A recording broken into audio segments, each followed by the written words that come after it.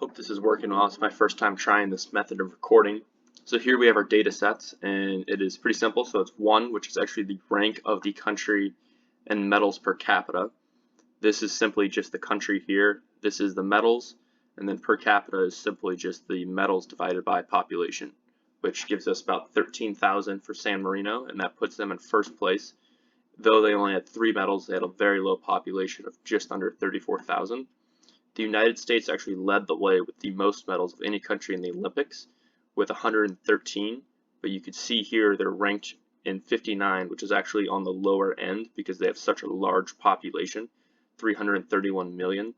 And in second place was in total medals was China with 88, and they are in 78th, which is, they're only beating 15 countries there. It's because their population is the largest in the world, 1,439,000,000.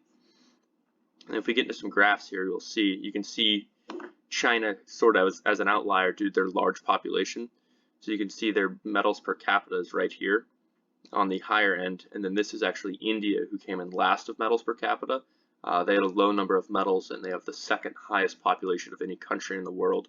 So you can see, these two kind of skew our graphs pretty big.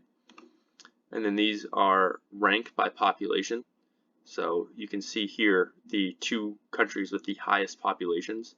They're higher in rank, so they're, I think it was 79th and 93rd.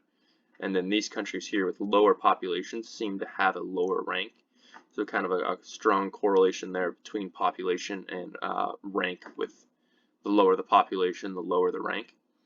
And then these are metals versus population without China and India in there. So it's a little easier to read. So as you can see, the US has the third highest population as well as the highest metal count. So they're a little bit of an outlier here, but you can see there's a bit of a correlation here between metals, especially right in here, between metals and population, which is just to be expected. The more citizens you have, the more athletes you have, and the better chance you have to win some medals. And this is metals per capita in population.